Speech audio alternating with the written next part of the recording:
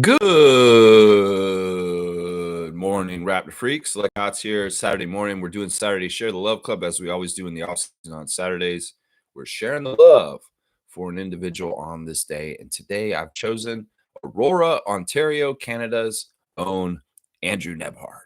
That's right. Andrew Nembhard is a young 25-year-old star in the NBA from Aurora, who's also does play for the Indiana Pacers, who's in the finals right now, and also plays for Team Canada.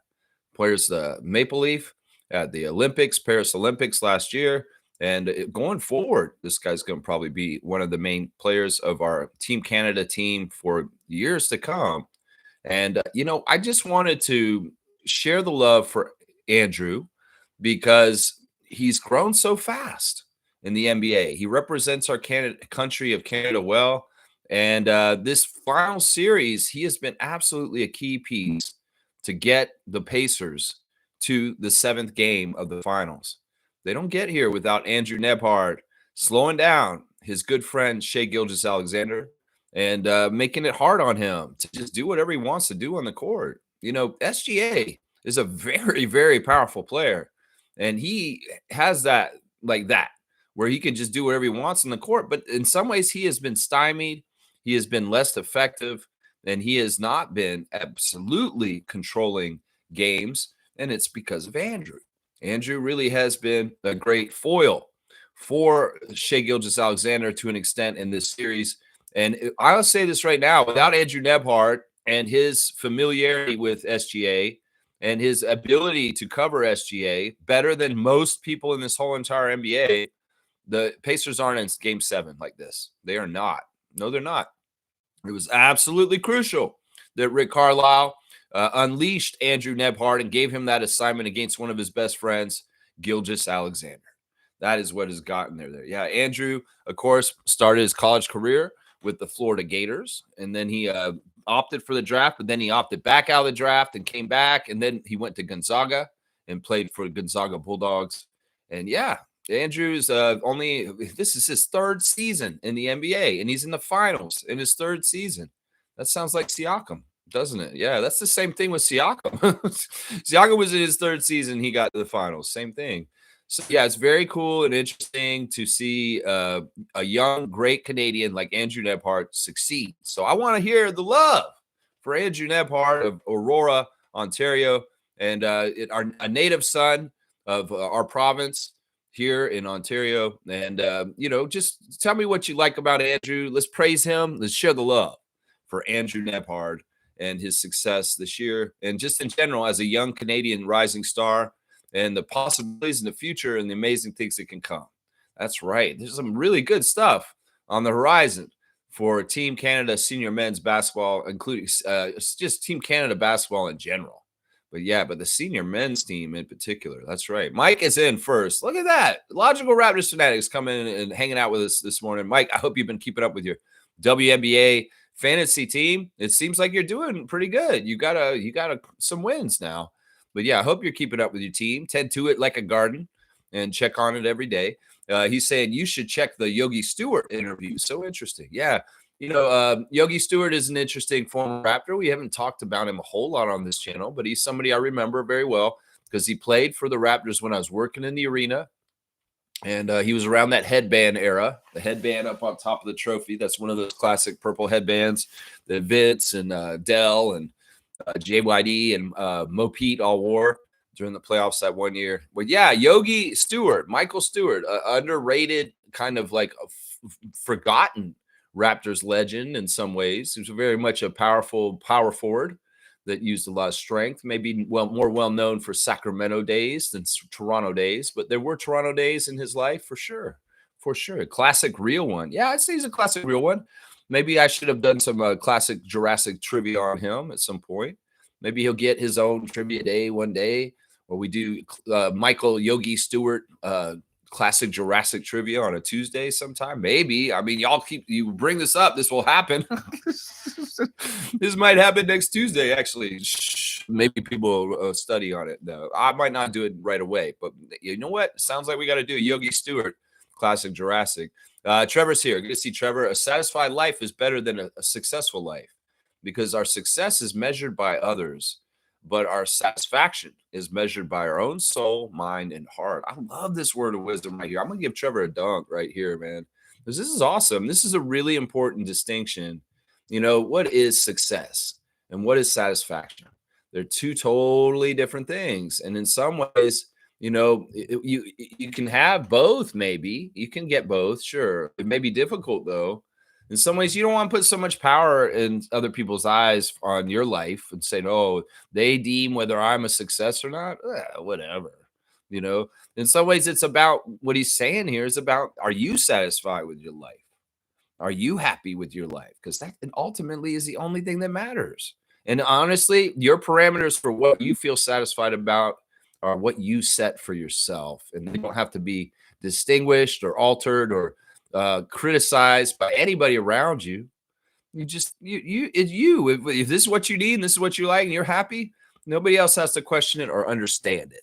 And that's what it is right there. Thank you, Trevor Jake, for really, really, really wise words of wisdom that are, something that everybody should kind of think about in their life right now about what this is, exactly what he's saying. James is saying, good morning, James. Good to see Raptor Freak James. Can we scout Ryan Nembhard, his brother? This is a fantastic idea, James. I'm going to give you a dunk for this. Of course, we should go look at Ryan Nembhard right now on Andrew Nembhard's Share the Love Club Day, of course. And this is very valid because Ryan Nembhard has come to OVO Center in the last 2 weeks and worked out for the Raptors. So there is a very high chance that he could get drafted by the Raptors. I see that you're saying in one of the comments, could he be a target for the 39th pick? Well, let's go look at him. I really haven't looked at Ryan that much. I know that he is 22 and that he is the younger brother of Andrew.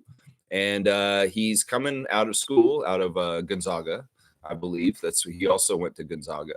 And he is 6 foot. Now, Andrew Nembhard is 6'5", but Ryan Nembhard is 6 foot, and he is a true point guard. 180 is his weight. And, well, this is the other thing that's interesting about Ryan Nembhard.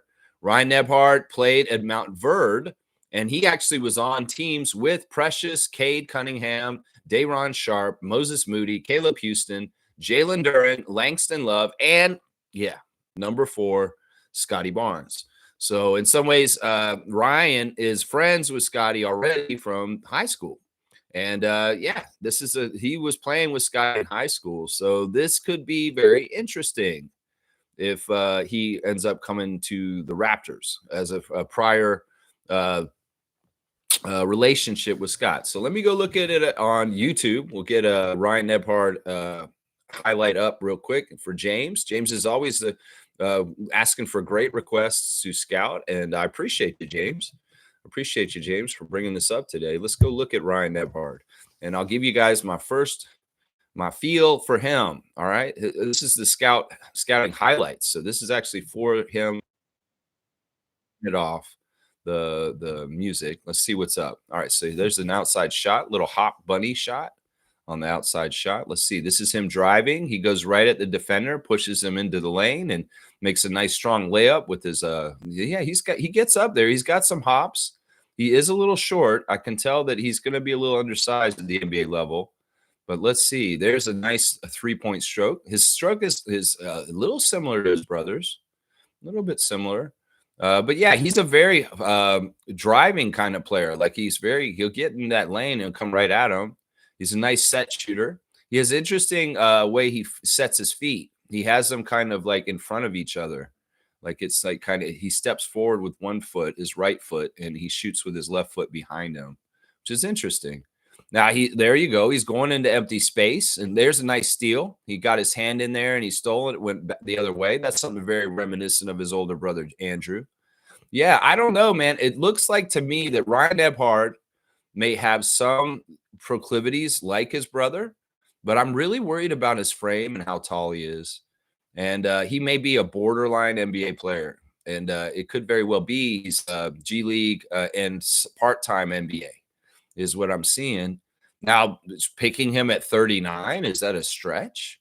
I don't know. In some ways, like we want to pick somebody that's going to grow like Shed.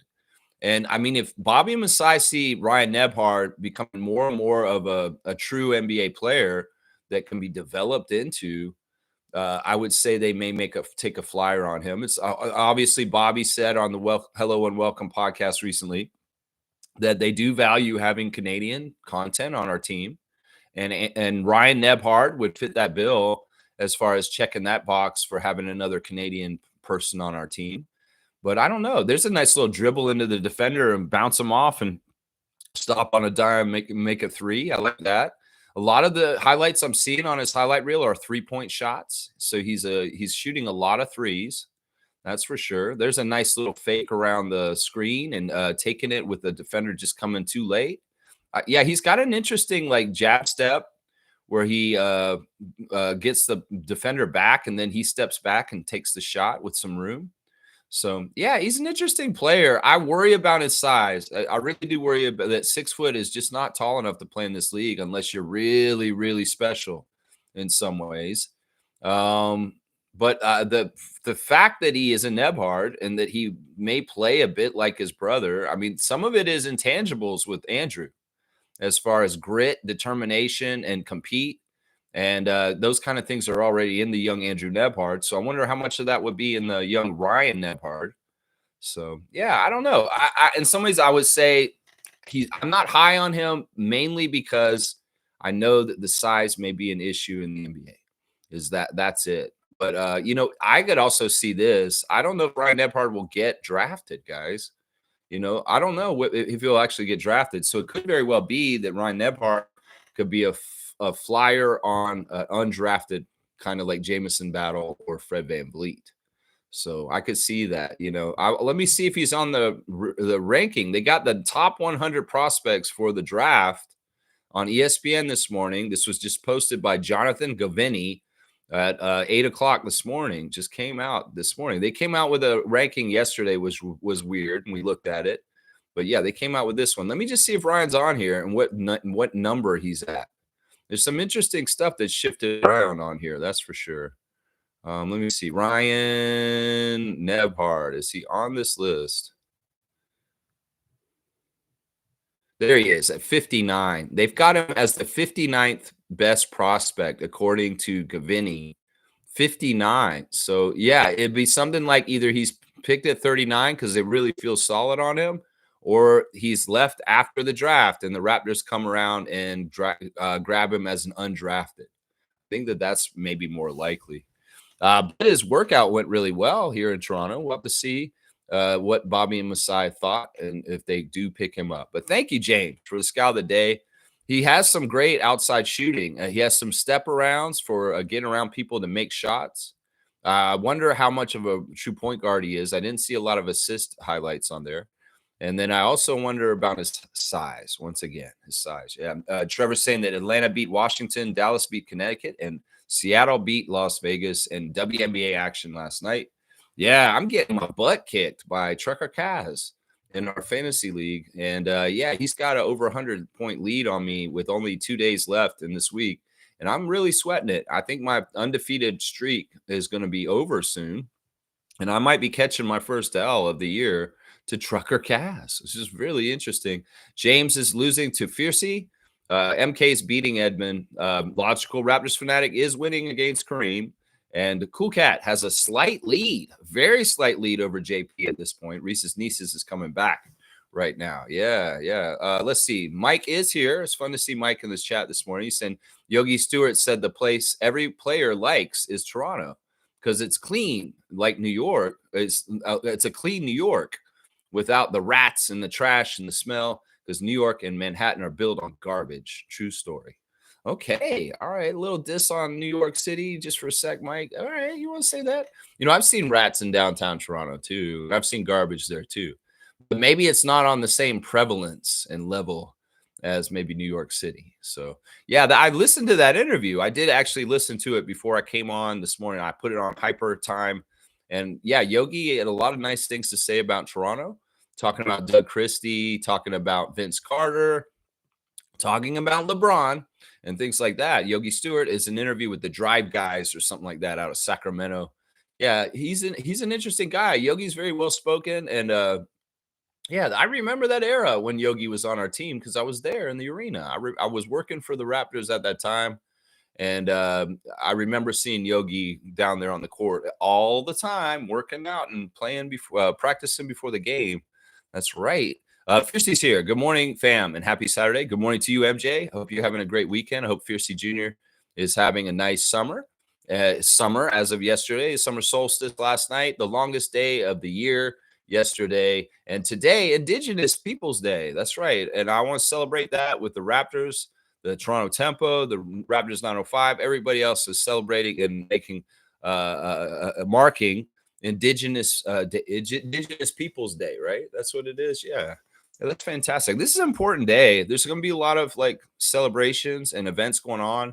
I feel like people need to embrace indigenous roots, indigenous science, indigenous ways, and respect indigenous ways more and more. This is actually one of the best ways we can fight the evil powers in the world today, is to go back to the way it's supposed to be, the natural way, the way the people that lived here way before the settlers or explorers or colonizers came. And, this is the thing, it's never too late. In some ways, we can try and figure out how to live in more harmony with nature, the land, the animals, the plants, and the trees. And our friends, indigenous people, they know the way, they know the knowledge. And we need to stop being so proud and arrogant and full of capitalism and worrying about money so much, and get back to the roots of what man's creation and relationship is with nature. And that is one of the biggest things about indigenous rights and subjects, is in some ways they are protecting the 91% untouched forest here in Canada that, we should be very proud of, honestly. In today's world of degradation, the fact that Canada has done such a good job protecting its environment is a real accomplishment. And we need to continue to do this. And indigenous people are at the forefront, at the front lines, protecting our lands. And more, I'm ready to get out there with them and stand with them. And I think that more of us should. Seriously, in some ways, this has been a marginalized community for way, way too long. But they need to have more preeminence, in my opinion. More preeminence in politics and leadership, and more preeminence in teaching their ways, and people learning them and using them. And in some ways, I want to learn more about indigenous science at this point, because I'm growing a lot more, and it'd be smart to understand man's relationship with plants and nature, to be able to, have a good symbiosis and life, living in partnership and, harmony with those things. I'm just telling you, man, that's happy Indigenous Peoples Day, everybody. And I hope maybe you're going to an event today to celebrate it somewhere. There's a lot of stuff going on today, and it's a beautiful day outside. So maybe you should. That's right. Fire saucy here. Fire saucy. No, why you want fire saucy? Wait, that doesn't make no sense. Tristan Trey's here. He's retracted his messages, maybe possibly because they're political. I don't know. Micah said, big facts. The team, Canada and Ontario ball, has Nembhard, the best point to guard Shea. Yeah. I mean, they know each other. They're friends. I mean, I've seen the clip from Team Canada practice where Shea Gilgeous-Alexander is sitting with Andrew. He's got his arm around him. He said, the best player in the league is Andrew Nembhard. He's like joking around because everybody's trying to say Shea Gilgeous-Alexander is the best player in the NBA, and he is, because he's the MVP. But he was, goofy, and he's like, no, Andrew's the best player in the NBA. And these are good friends, and there's some truth to SGA saying that, because he may be one of the few guys, like I said, that can slow down Shea. Seriously, he may be one of the few guys in this league. And like I said, it's a special formula. It's because he knows him. So in some ways, the aura and the scariness of SGA is not there. Andrew Nembhard is not afraid of Shea Gilgeous-Alexander because he knows him personally, and he knows he's goofy, and then he's palled around with him. So there's no mystique of like, yeah, this guy is scary like Michael Jordan. No, it's nothing like that. And then, once again, they're physically very similar men. And there's some of their traits and strengths and weaknesses are similar. So it's like Andrew can keep up with him, and he's got the same kind of length with his arms and his body, that he really can be his shadow. And it's one of the worst possible finals matchups for SGA. As far as all the Eastern Conference teams that he could have faced in the finals, the Indiana Pacers with Andrew Nembhard to guard him, it's not ideal for Gilgeous-Alexander. I'm just saying, it's not an ideal matchup for him in some ways, right there, man. Mike saying maybe Dort can do better based on OKC's practice. The thing with Dort is he's been very effective also in the reverse on Halliburton. The big reason why Halliburton's been hurt, Dort's or Chamber. Hello, the physicalness of Luguette's Dort of Montreal, riding you and hounding you and shadowing you and just being there and just doing what he does. We know what Lou does. He's dirty in some ways. He's very, very dirty, but hey, I don't mind it. He plays for Canada. And in some ways, like, yeah, he's worn down Tyrese. Like, that's been the assignment for Luguette's is Tyrese Halliburton. Yeah, put him in the chamber. Is what they said. Mark Dagnall said, yeah, put him in the chamber, Luguette's. Yeah, go get him, Luguette's. And yeah, he's done that pretty effectively to some extent. It's really Halliburton when he gets loose. He maybe can make a little pass in the lane where he's a little bit got more space, or he's somehow getting a bit of room outside and he's taking a extended NBA three-point shot, which is almost close to half court or logo. And that's the only way he's getting any breathing room. Because Luguette's is out there getting in his face. You know what I'm saying? But, yeah, he's been a factor for Halliburton. For sure he has. Yeah, Fiercely saying, great words of wisdom, Trevor J. I know. Don't live your life for others. Live your life for yourself and your own satisfaction. That's what you do right there. That's a key to happiness right there. Mike's saying, Rye Horn from Prowl Islands. Rhino from Prowl Islands. From Pearl Islands? Are you talking about Survivor here, man? What are you talking about? Mike's saying, great Bobby interview. Yeah, good job, William Liu and Alex Wong for your interview last Saturday around this time. It was about 2 o'clock last week at Holt Renfrew. They had that interview with Bobby Webster. And Bobby Webster illuminated more about the Toronto front office and answered a lot of questions. In fact, he said, he said a couple things in that interview that have come out more true in the last day or so about Jakob Poeltl. He said in that interview with Alex and William that Jakob Poeltl is becoming one of the top 10 centers in the league. Now, if a GM says that glowingly in a, not solicited about his center, you think he's trying to trade him? No. And that's why it's funny. It's like they have publicly come out and said, yeah, Jakob's not going to be involved in any Kevin Durant trade, y'all. Nah, Jakob isn't even in a deal or anything. Like the fans some of them may want to trade Jakob. Maybe some of the usurpers, the sheeps and the wolves in sheep clothing that come to Raptors Nation and act like they're Raptors fans, but they don't like Jakob being on this team. They've done this action to Pascal. They've done this action to OG. They've done this action to Fred. Why wouldn't they do it to Jakob Poeltl? They do it to RJ. Anybody on our team, they don't like being on our team. They start trying to make little trade rumors and stupid shit. They realize these guys are guys that help us win. And that's the whole secret of it. All the Fred VanVleet noise was partly because Fred VanVleet helps us win. All the RJ Barrett noise right now is partly because RJ helps us win. Jakob Poeltl obviously helps us win. So our haters are going to come into our fan nation and start telling soft-minded Raptors Nation to hate Jakob Poeltl because he doesn't shoot threes and want to get him traded. Meanwhile, our GM saying he's the top 10 center in the league, and he's off the table. And our fans don't get the memo because they listen to idiots that don't want good things for our team. I would say listen to Bobby Webster, listen to Masai Ujiri, listen to me, and start wanting good things for our team instead of listening to jackasses from the United States, Bleacher Report, ESPN, telling you how to think, Raptors Nation. Why do you listen to the U.S. media? They know nothing about us, and they don't want anything good for us. So, yeah, stop this. It's stupid. In fact, Grange is speculating that an extension for Jakob Poeltl may be coming very soon from the Raptors, very, very soon, locking him down past his player option for next year. So there you go. There you go. You guys can want what you want, but you know what? The guys who are in charge, they're smart, and they know how to build this team right, and Jakob Poeltl is an essential ingredient as a very important position called center that is important in the NBA. And that's why you should respect that. That's right. There you go. Boom goes the dynamite. Nameless is here. We got our paisano in the house. This is the weekend crew, y'all.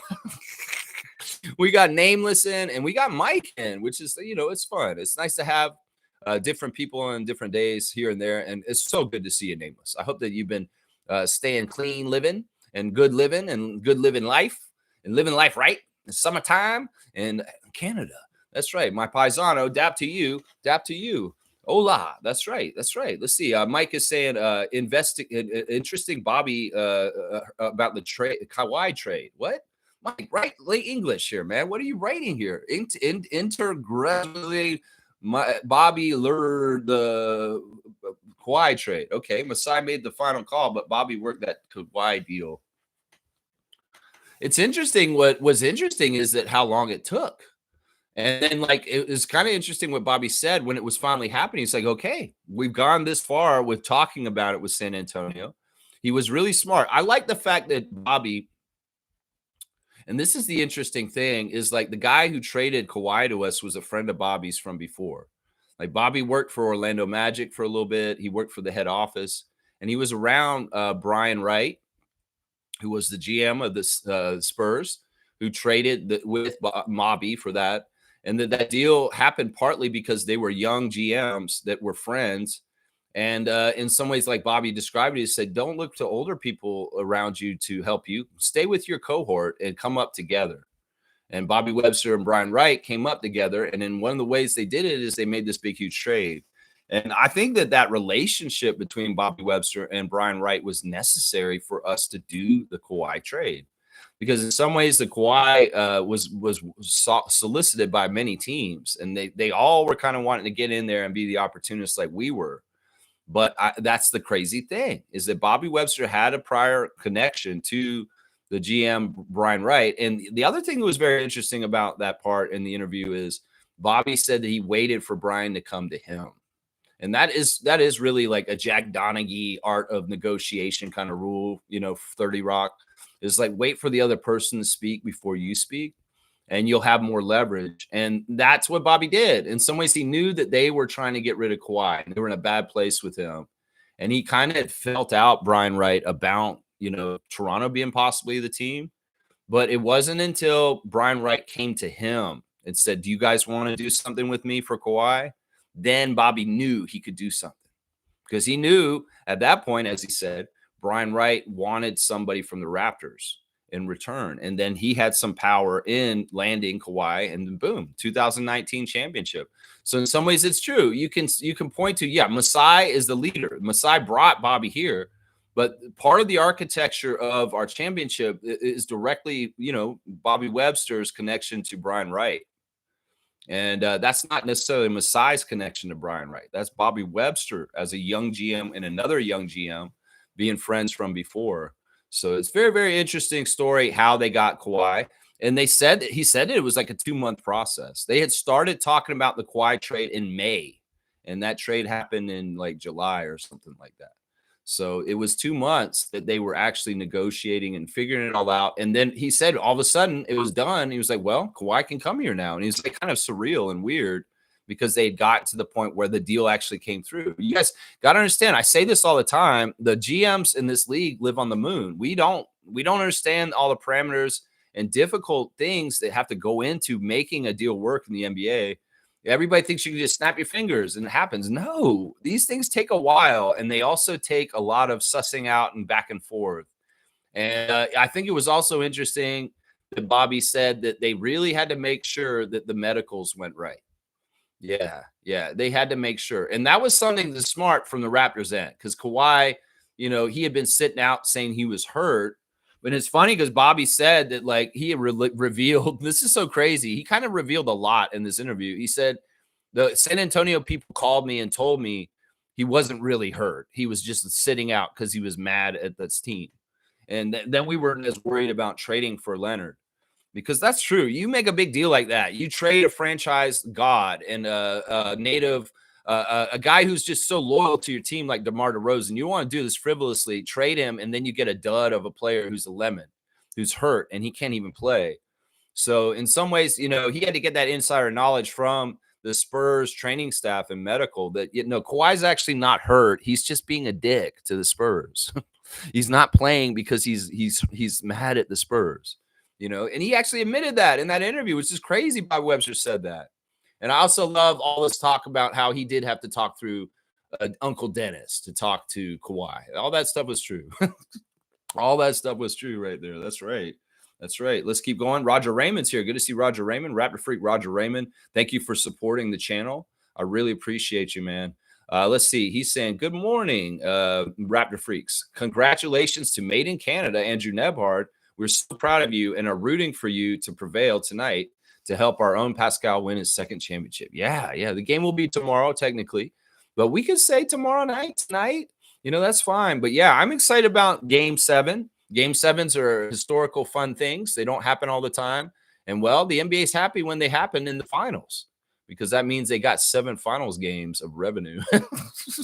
Yeah, speaking of Aurora real quick, Roger, let's do the straight goods on Canadian goods real quick. And today I'm taking a focus on one of the biggest Canadian corporations that operates out of Aurora, Ontario. And that is a company called Magna International. Magna International makes auto parts, and they are a manufacturer for automakers, and they are a huge company, and they are based out of Aurora, and they're a Canadian company, 68 years, and they make a lot of parts for all kinds of cars, General Motors, Ford, BMW, Mercedes, Volkswagen, Toyota. Yeah. And this is a big deal. It's nice to have Canadian-made products in places going internationally because it brings more revenue and economy into economy of Canada. And that's fantastic. Their income, let's see, how much did they make last year? They made $1.2 billion in 2023.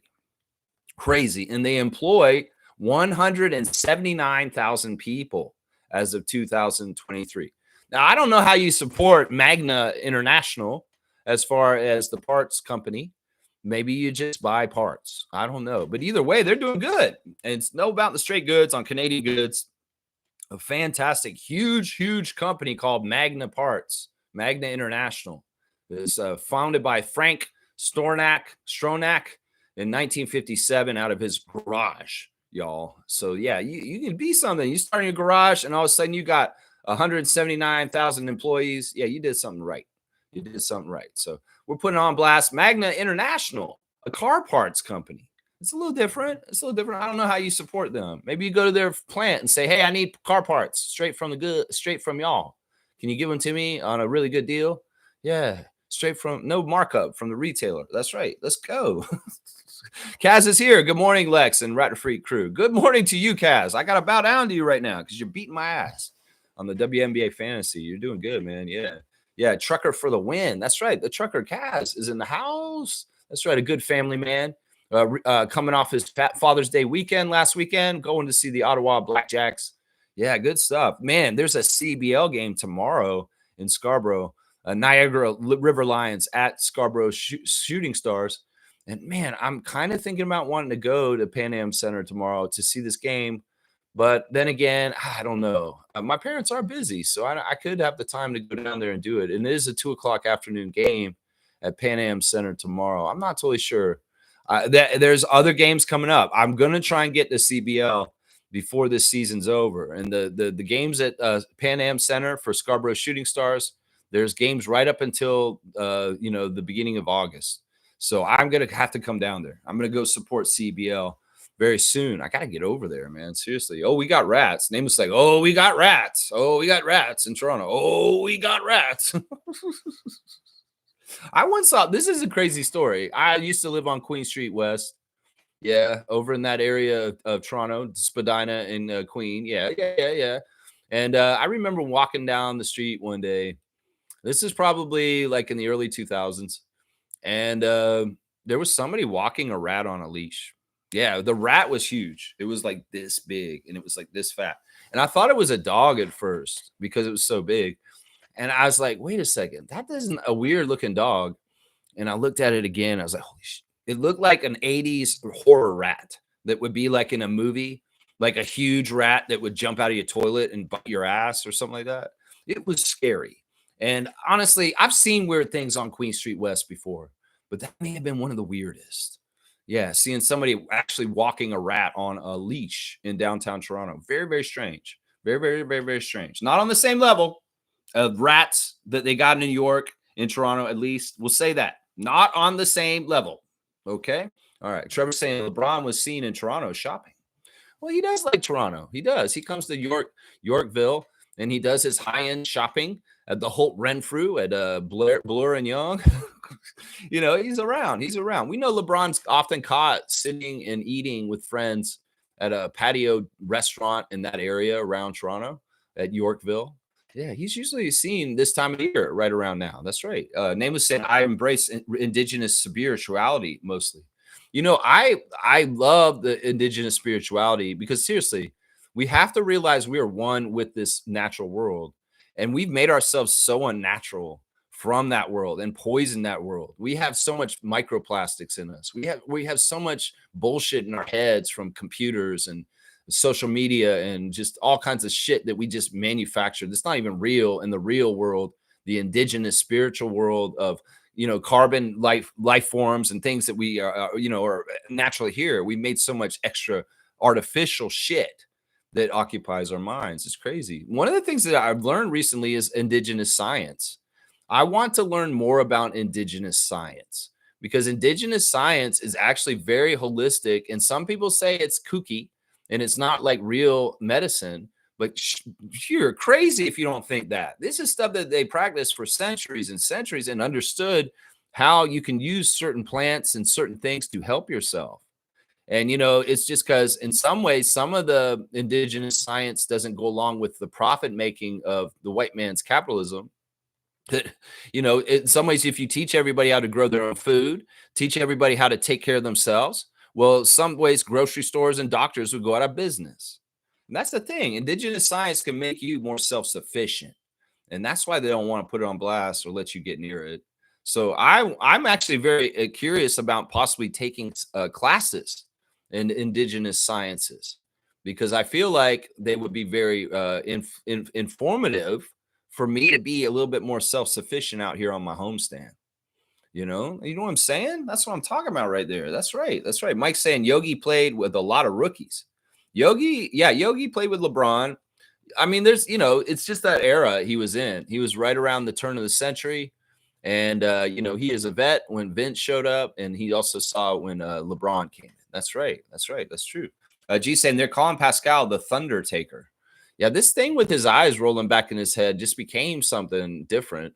There are literally some people out there that feel like the Indiana Pacers are using dark magic to get this far in the NBA Finals because of Siakam and his eye roll.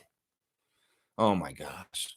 Some people are so easily messed up, and some of them are just very fundamentalist Christian. That's who it is. They're like, oh, my God, he's got the demon in him, rolling his eyes back in the prayer circle for the Indiana Pacers before the game.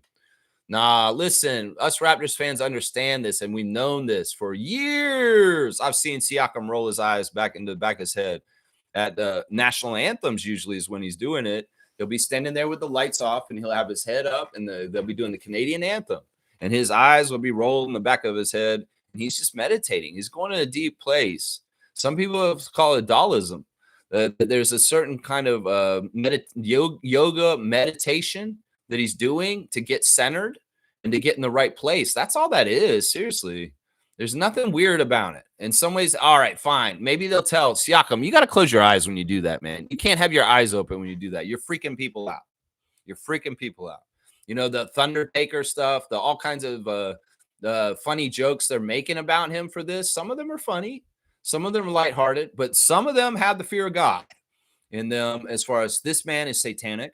This man is a witchcraft. This man is not godly.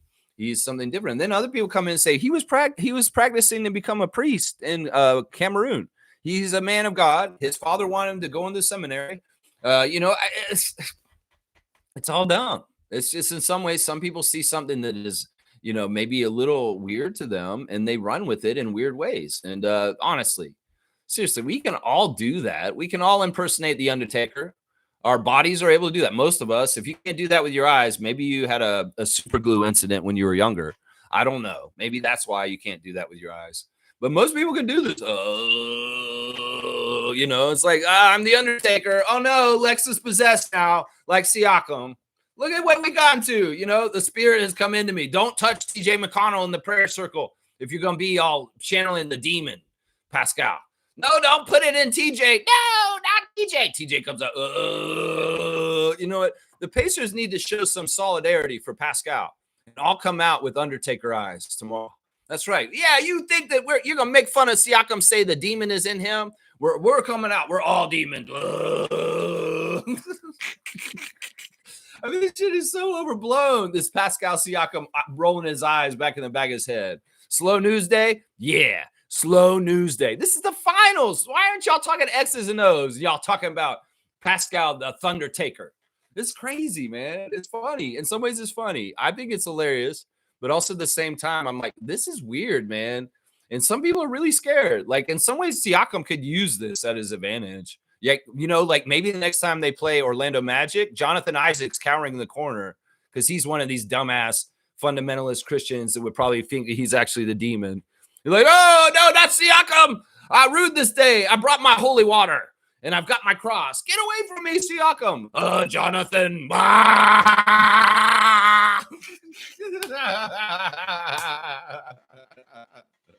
That'd be funny. Seriously, lean into it, Siakam. Lean into it. Why not? Who cares? It's all stupid anyway. If you make people scared of you because you roll your eyes back in your head, that's hilarious to me. That's hilarious to me. Thunder Taker. Hilarious. Play on words for our Undertaker. Pretty witty. Proud of our Canadian players. That's right, G. That's right. This is good stuff, man. So stupid. I've been reading the comment sections on the Siakam eye rolling thing, and people are so dumb. Let's just put it that way. People are really dumb. Seriously. Mike saying, yeah, Sackdown Radio is like a classic radio sports talk on YouTube during the working hours. They talk about DeMar and Doug Christie, so I listen. There you go. Yeah, there's a lot of bonds between the Raptors and the Kings in recent years. Of course, Jay Triano also. Doug Christie, former Raptor, and now the head coach of the Kings. Yeah, DeMar was there. Jonas has been there this year too. So, yeah, there's been some linkages between Raptors and Kings, with DeRozan and Valanciunas and Christie and Triano. Yeah, it's good stuff, man. It's good stuff. Trevor's saying WNBA games today, Phoenix versus the Chicago Sky at 1 p.m. Yeah, let me go check your refs for today. There's 2 games today. Mercury at Sky. Madge Forsberg is the crew chief. The referees Isaac Barnett and Ashley Gloss will be the umpire. And Los Angeles Sparks are at Minnesota Lynx. The Lynx are running away this season. They've only lost 1 game, and they are badasses. Angel Kent is the crew chief. Claire Aubrey is the referee, and the umpire is Biniam Maru for the 2 games in the WNBA today. Get your WNBA lineup set up. I had to do some transactions because I'm trying to catch up with Kaz. And, man, I think he's got this week. I think I'm going to have a blemished record. And Trucker Kaz will be the first to defeat me this week. Wow. Mike's saying past California expanded. Past California? Okay. Because of Sacramento? What? Smooth's here. Good to see Reggie. Per Mark Stein, Raptors have refused to include Jakob Poeltl in trade for KD. Willing to take KD on a discount, expects the Raps to be busy, not KD, but other options. Okay, Mark Stein is a fairly reputable U.S. source. In some ways, he's somebody that I'll half believe. Of course, a lot of times he's speculative and he's not really reporting anything. He's just reporting rumors, but he can be a reliable source. So, and this makes sense. Critical thinking. Let's think about it. The Raptors have refused to include Jakob Poeltl in a trade. That makes sense. Raptors fans may be, some of them, Raptors Nation may be like, that doesn't make any sense. No, it does. The people that know understand that makes sense. That the Raptors ain't including Jakob Poeltl in a KD discussion. I mean, he's not getting included in any discussion, honestly, I'll bet. Bobby Webster kind of, let that be known at the Hello and Welcome podcast. You don't say that you got a top 10 center in the league and then you're shopping him. I'm sorry. Hello, critical thinking, logical Raptors fanatic. Exactly. It's like, you don't say, oh, we got a guy. We really love what Jakob's done recently. He's grown into becoming a top 10 center in the NBA. And then, we're going to trade him? No, we're going to get that top 10 center work out of him. And he really has grown. Like last year was his best year ever in his whole entire career. And he's fleshing out his game. I mean, hello, he's going to shoot threes next year, y'all. I wouldn't be surprised if he does. Seriously, he's going to come back and he's going to be a 3-point shooter all of a sudden. Fiercely saying, I'm surprised no Raptor media started reporting LeBron will come here because he may not get along with the new Lakers ownership. Just wait. Well, nobody that makes this kind of bullshit makes these kind of rumors. I mean, a rumor about Kyrie Irving started last couple weeks ago, and it's like, that rumor is believable to me. That Kyrie would want to leave Dallas and do this and do that. Now, LeBron, with the new ownership happening and everything happening, what's going to happen with him and Bronny? And Bronny, think of Bronny, y'all. Come on, we need to think of Bronny in this situation too. And LeBron, well, who cares? Who cares? Well, he can do whatever he wants. He's a free agent. He can come back to LA, which is most likely, or flip the script and do something crazy. Now, coming to Toronto, I don't know why these crazy Raptors Nation people that make rumors up have not brought up LeBron to Toronto yet. Why not? Maybe because they're haters and they don't want that to ever happen. Maybe these people in our Raptors Nation that are always making up trade rumors for Scotty and RJ and Jakob are actually haters from the inside that love LeBronto and the concept of LeBronto. And they understand if LeBron came to Toronto, that would be weird and not what they want in their hearts, because they're assholes. They actually hate us on the download. These people that add to the noise. So maybe that's why there's never been a rumor about LeBron coming to Toronto, even though he loves Yorkville, he loves Carabana, and he loves the Toronto Raptors fans. So I was like, I don't know. Why have we never heard any kind of rumors about LeBron to Toronto?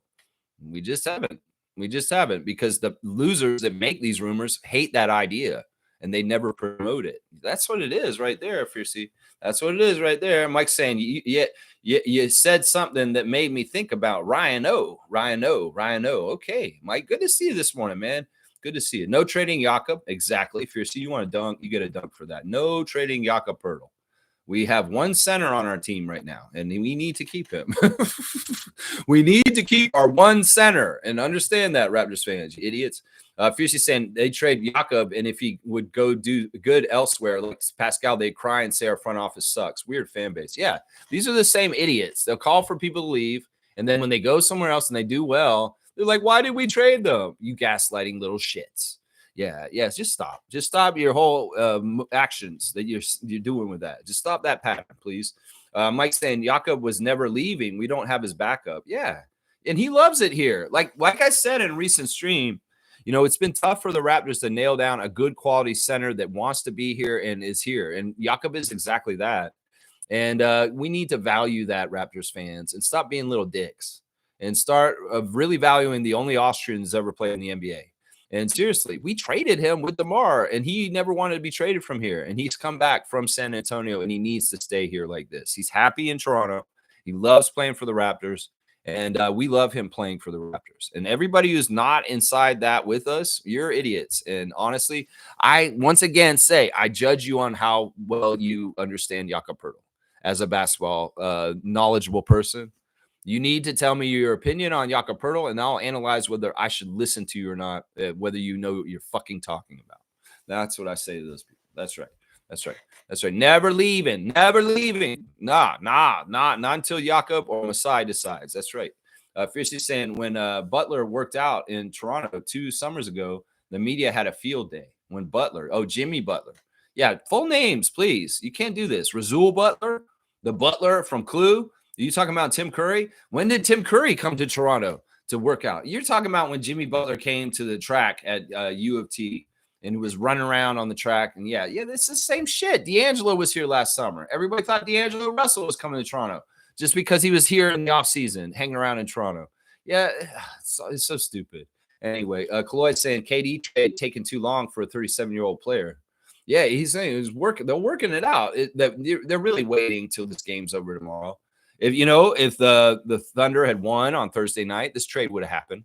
You would have heard about KD's trade already today on Saturday if the Thunder had won Game 6. So they're just waiting. They got to wait for the game tomorrow, and I'm pretty sure you're going to hear Kevin Durant got traded on Monday. I'm pretty sure you're going to hear that either on Monday or Tuesday. That's right. That's what you'll hear. Mike is saying, yeah, Bobby worked the deal, but Masai made the call, but Bobby worked it. 4D chess plays. Okay. And he said, oh, sorry, I dropped my Magna extra large condom made in Canada. What? I don't even know what you're talking about, man. Magna car parts. It's not Magnum. not Magnum, Trojan, Magnum car condoms is what you're talking about. No, this is car parts, Mike. Oh my gosh. Anyway, we'll keep going. Roger Raymond saying, you got me at soft-minded Raptors supporters. Yeah, soft-minded. Like, be more hard-nosed. Be for your team and what's good for it instead of being like, shiny new toy, Giannis. We want Giannis. We want Giannis, Messiah. Okay, shut up. I've tried for many years. It hasn't been working. You kids, you just shut up back there and you get back in your seatbelt. I mean, that's how it feels sometimes, that there's a percentage of Raptors Nation that's just whiny little bitches that don't understand basketball business. And thank God we got people that know basketball business that are actually making the decisions and running things. Thank God. Yeah. Yeah. And they don't listen to the fans for the most part. They listen to us. They won't listen to most of the Raptors fans. No, they won't. No, they won't. They won't listen to them. No, they won't. Let's keep going. Let's see. Kaz is saying, Lex, you should go when you have a chance. You're talking about CBL. I'm definitely going to go. I may go tomorrow, but I probably won't. It's too short a notice, but I want to go very soon. And actually, maybe tomorrow is a good day for me to go because it's Sunday and it's a 2 p.m. start. I'd have to do a quick stream tomorrow and get the hell out of here. I watch the game in Scarborough, and then I come back and watch the finals game 7 that night. It's a full day. It's a lot of work. I'll be doing 2-hour stream in the morning, going to watch the CBL game, then watching the finals game, and then filming a reaction with King that night. That's a stacked Sunday. Day of rest. My ass for me. That's not a day of rest at all. I might have to do a full one tomorrow. We'll see. It may be too soon for me to get it together and go tomorrow, but there's opportunities to go to Scarborough Shooting Stars in the next month or so. It may be easier for me to go when my folks are heading back to Atlanta is when I should go. Let's see. Mike saying native beliefs are solid. Respect Mother Earth and respect the sky. Yeah. Yeah. I mean, it's the true way. It's the real belief. You know, you guys, we can believe in Christianity. We can believe in different religions. But honestly, the connection between nature and Mother Earth that indigenous people understand is actually the true God. I'm going to say that right now. The true God is within us with our connection to the trees, the insects, the birds, and the animals, and just the living world. And that's where we're out of touch with things. That, you know, if you want to be more godly, you want to be more with God, you go to nature and you get with nature. Because that's the true place. You know, people make false gods, fake gods, and one of them's the dollar sign.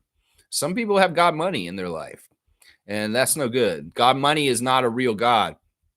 It's peddled by cheap televangelists that show up on your TV at 5 a.m. on a public access channel. That is not it. Yeah, a lot of the big mega churches, that's not a real one. That's God money.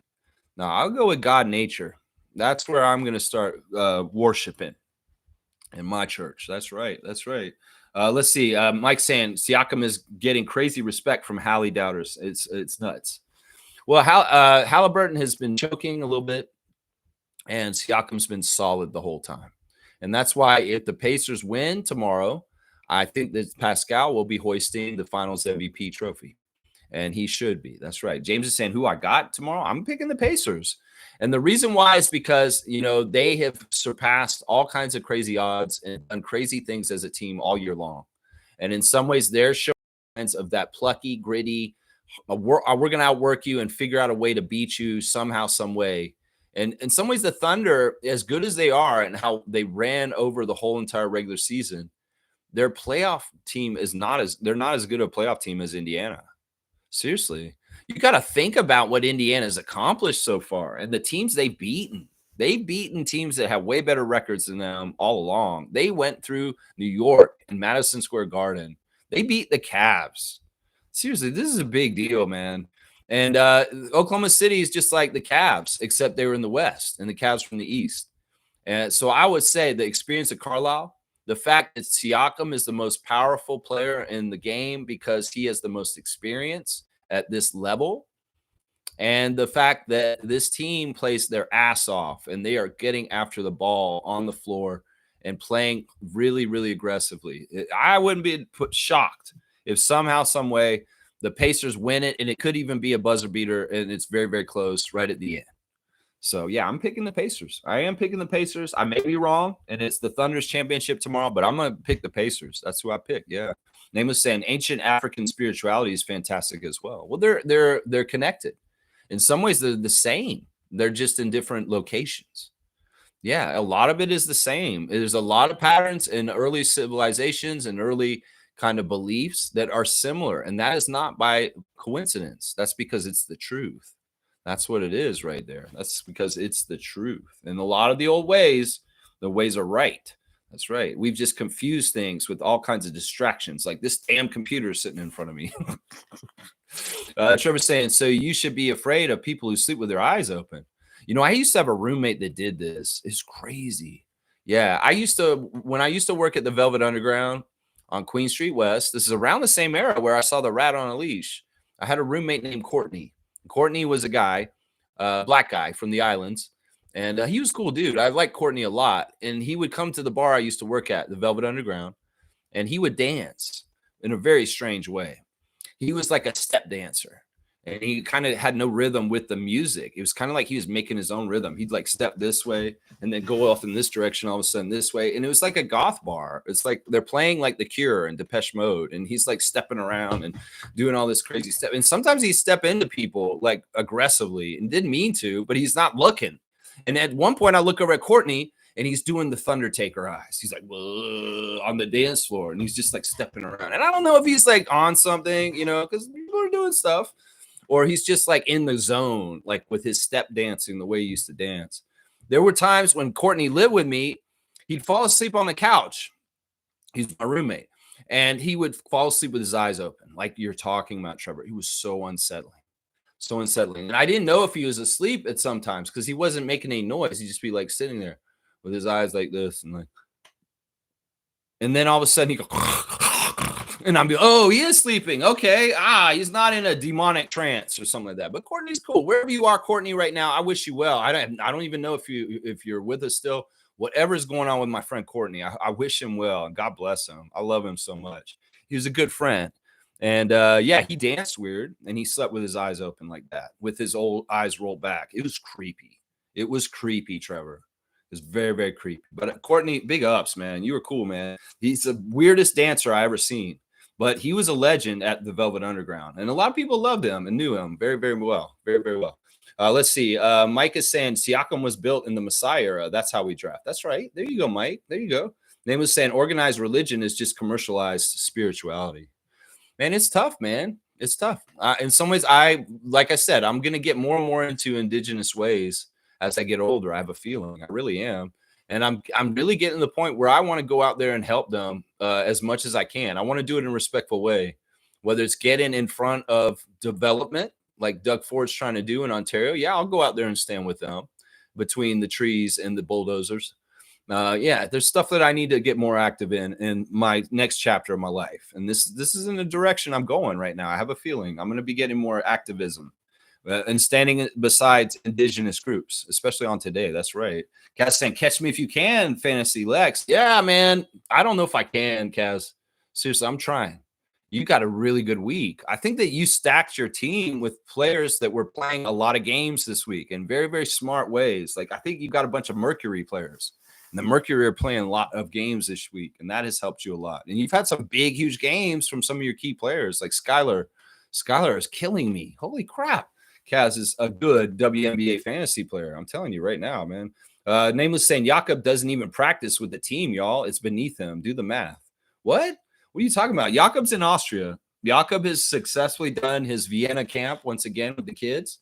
He's had Jim Sand over there working with him, staying with him in Austria. Jim Sand doesn't mind the European vacations in the offseason. As an assistant coach of the Raptors, him and his wife get to go to somewhere very nice and hang out. Very nice European city of Vienna, Austria, because Jakob Pertl, our center, is from there, and he wants to be home in the offseason. And Jim Sand's going to be there rebounding for him and doing the things that a Raptors assistant coach would do to help him. Speaking of assistant coaches, I figured out something about what was going on with one of them yesterday. Let me go through the Instagram stories. First, we got Jared Roden. He is out somewhere where it's beautiful, man. There's some mountains and jungles, and he's got an infinity pool. And it says when the sun goes down, it's the magic hour, the magic hour. Now, wherever you are, Jared Roden, You are living your best life. Honestly, that looks beautiful. That vista, scenery that you're looking out at this morning, 30 minutes ago. Holy cow. Leo Routen's words of wisdom. As you get older, you really just want to be surrounded by good people, people that are good for you, people good for to you and good for your soul. There you go. That's right. Vibes matter, and you want good vibes around you. You definitely want good vibes around you, good people around you. That's right. Bruno Fernando is got this on his Instagram. Imagine reading a book with no way to turn back the page. How carefully would you read it? And that's life. Wow, that's deep stuff, man. I wonder if he's looking at the page that he was on the Raptors last fall, and man, in some ways he didn't stick. And I wonder if he was like he read that page well enough that he could have stuck on the team. I don't know. I don't think he was going to stick on the team either way. And in some ways, Bruno, man, I always wish you well. One-time Raptor, Bruno Fernando, and what you're doing internationally with your career now. Slim Duck has got highlights of him playing basketball this morning, and he's been kicking some butt. Man, he's doing some really interesting kind of attacking. It's more off the dribble and going to the basket. I wonder if this is his new bag of tricks for this year coming up. You know, we have seen more flashes of Chris Boucher being a driver and putting the ball on the floor with a dribble and attacking the lane. That has not usually been his MO as an NBA player his whole career. But I wonder if this is something he's working on that maybe will, help him with getting more time with Darko in our system. Slim Duck's also saying, trust in God when it doesn't make sense. And that's what's happening right now. There's a lot of things to him right now are not making sense. He's putting his faith in God that the next chapter or whatever's going to happen to him this offseason and free agency is going to work out for him the right way. And I believe that. I do.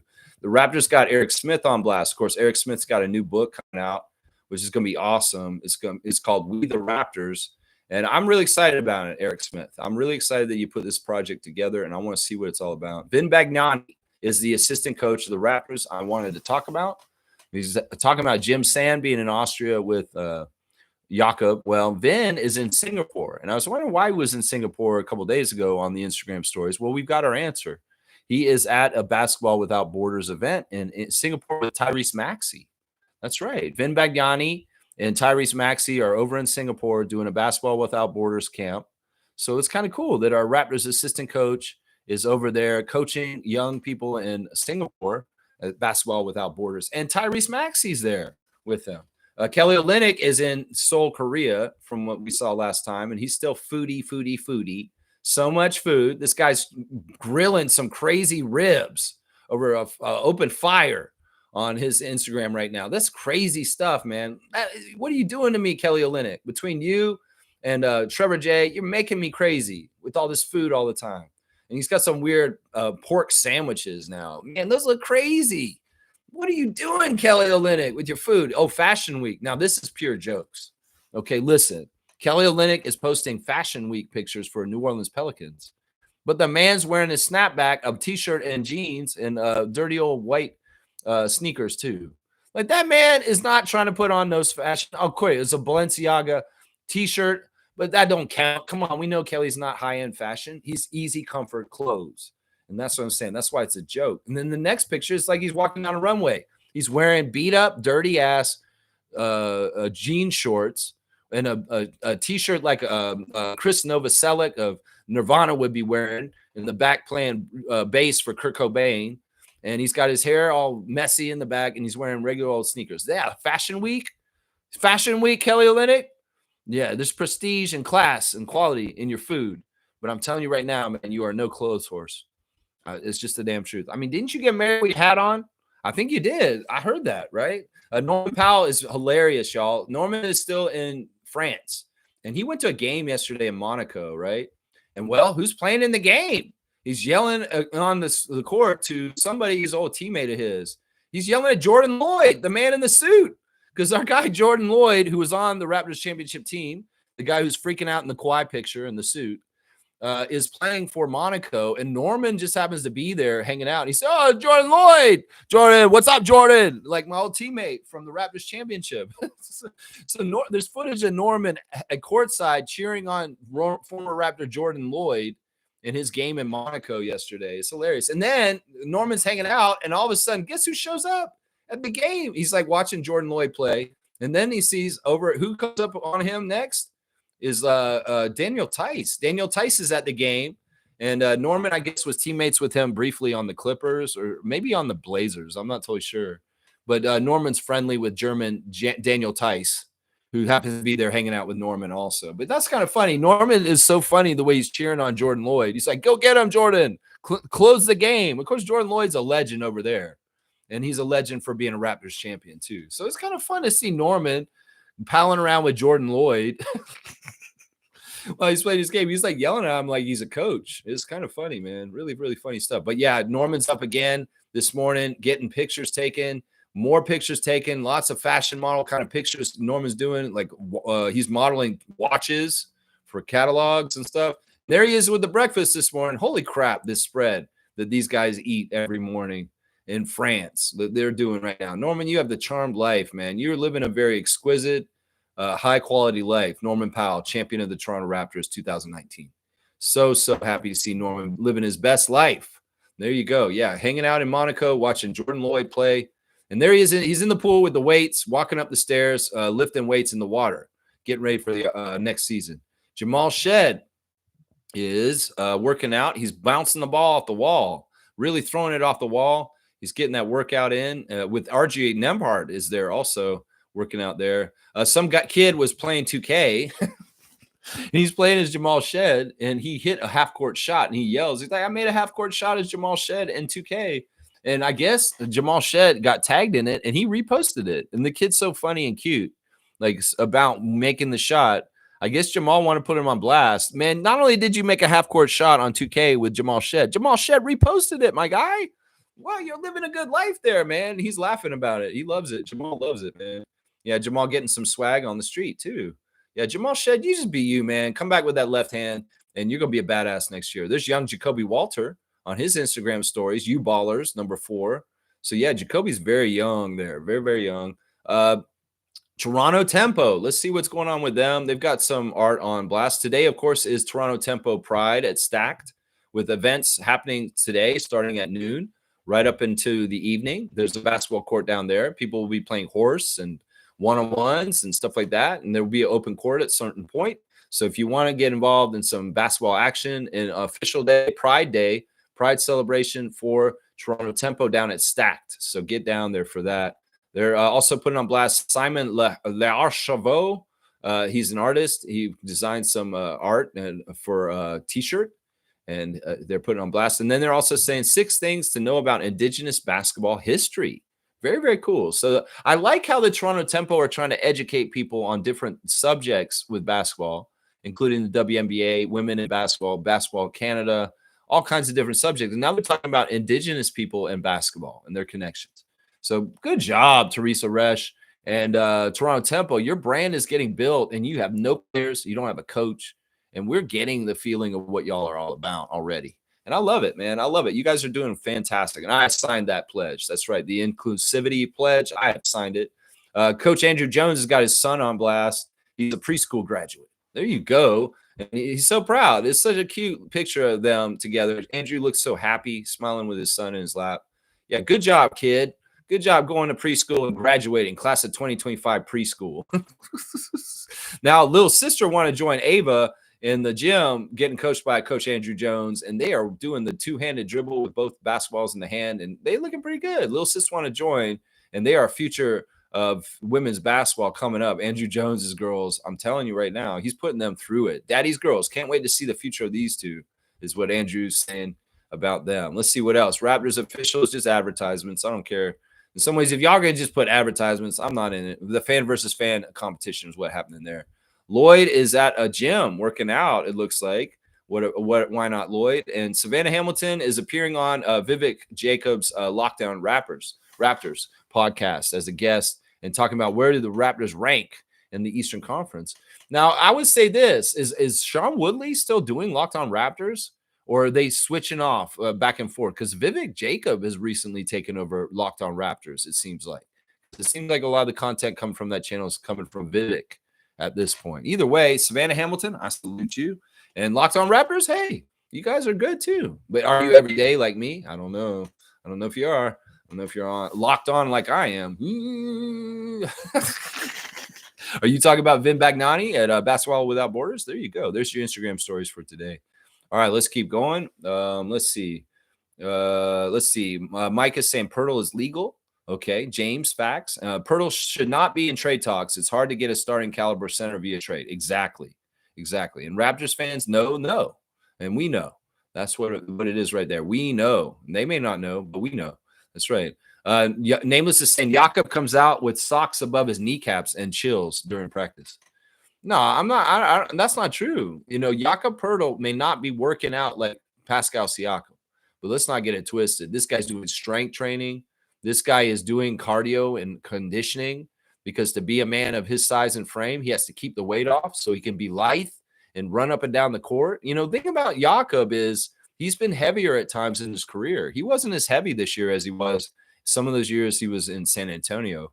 And that made him a lot lighter in getting up and down the court. And that's all off-season work and conditioning and getting himself in the right place with his body. And, the extra mobility last season really helped. Think about some of the stuff he was doing that's out of his wheelhouse, like stealing the ball in the backcourt and running it back and dunking it. And, just doing really good things with recovery on defense. When somebody gets beat, all of a sudden he has the quickness to an extent to cover ground back up and get back there and help on defense. So I don't know, man. This stuff is important. I know you're joking around, but I'm serious. Jakob works hard, and he is doing things in practice, and he's a very good teammate. And honestly, I said it to Scott when we got him. I said, you're going to love playing with Jakob Pertl. I told him that on Twitch. You're going to love playing with Jakob. And Scotty Barnes and Jakob Pertl should be like best friends because they look out for each other the way they do. That's right.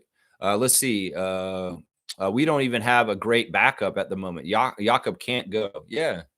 I mean, we don't have a true center backup. In some ways, Kelly was kind of that last year, but even he's not a true center backup. And that's why we need to draft one this year. And my top 5 picks are Common Malawach, Aiden Newell, Thomas Sorber, Jean Berenguer, and Maxime Renaud. Those are my 5 best choices for center for the Raptors for this year. Figure it out, Bobby, and land one of those 5 names I just named, please. Excuse me. Neil's here. Good morning to Blackhawk. Watching the Lady Panthers right now. We whooping the visitors. Lady Panthers? What? Who are you talking about? I don't even know who that is. Mike's saying it's always sunny joke. How to get laid, drop a mag extra large condom and announce the large size basic. Okay, I'm not going to get every pop culture reference. And that's weird. You're just riffing off of Aurora's Magna International. Okay. You didn't have to do the condom joke. You do the ice cream joke too. Magnum ice cream. That's right. We're not condoms, even though our wrappers for our ice cream looks like condoms. I feel like that's true. Magnum ice cream bars, you know what I'm talking about, right? Yeah, they're like the condom ice cream bars because they're Magnum, right? I don't know. Either way, this is a weird thing to talk about, Mike. Let's keep going. Trevor's saying Dallas's youngster, Paige Booker, she's a badass. She's a badass, but they ain't winning. Dallas is the worst team in the WNBA right now. And, they ain't winning. But she's good. Well, she's a rookie. She's got time, and that franchise needs time too, obviously. That's what's happening right there. Yeah, they ain't winning. Neil's saying these young girls keep intercepting the ball, and they're killing their opponent. Are you actually physically at the game right now? You should put up you should film some of it and post it in our Discord or something like that. Wayne's saying, morning, Raptor Freaks. The system Darko has developed using Jakob as the hub spear of the attack seems unique when viewing the last 8 teams in the NBA Finals. That means it's not easy to execute. I'm excited. I feel like, as much as people think Jakob has limitations, he has so many good dominant kind of things too. Seriously. And respect Jakob Pertl, Raptors Nation. Please respect Jakob Pertl.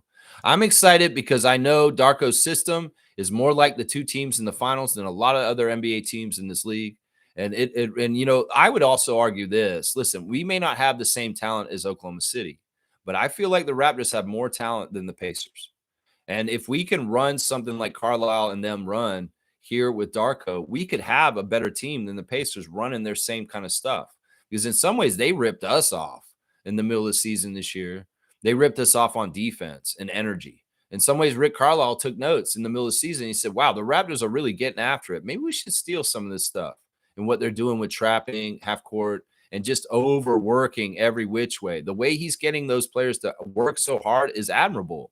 And I want to be more like Coach Rajakovic. I want to get a light of fire under their asses and get the Pacers to mimic this. And he did. And in some ways, it's, because listen, that Scotty Barnes highlight reel that came out this week, that's about 25 minutes.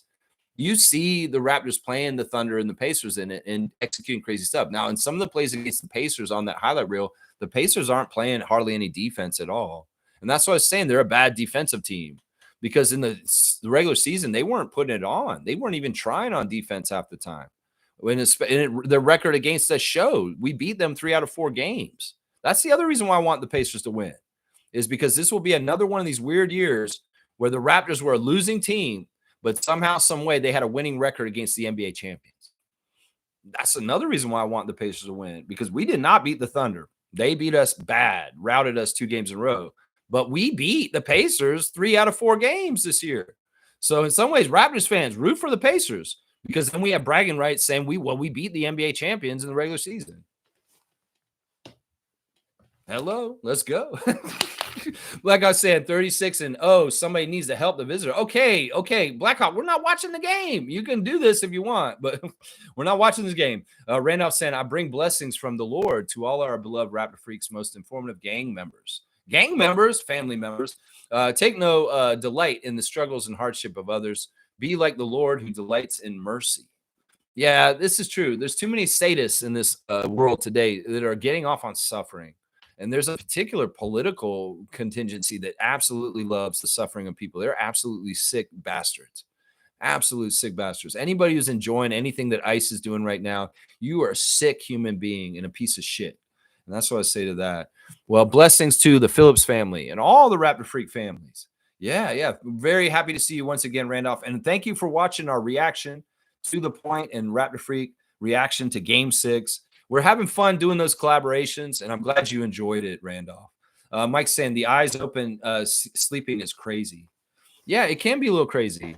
Usually it's with the eyes roll back, but sometimes the people sleep with their eyes, pupils sitting right there, and you think that they're not asleep. It's crazy. They may just look like this. And all of a sudden they snore for a second. You're like, holy crap, they are asleep. I was like, are you sleeping? It's like you can have the TV on and they're sitting there like this. And you're like, maybe they're just kind of resting. Are they awake? No, they're not. They're asleep.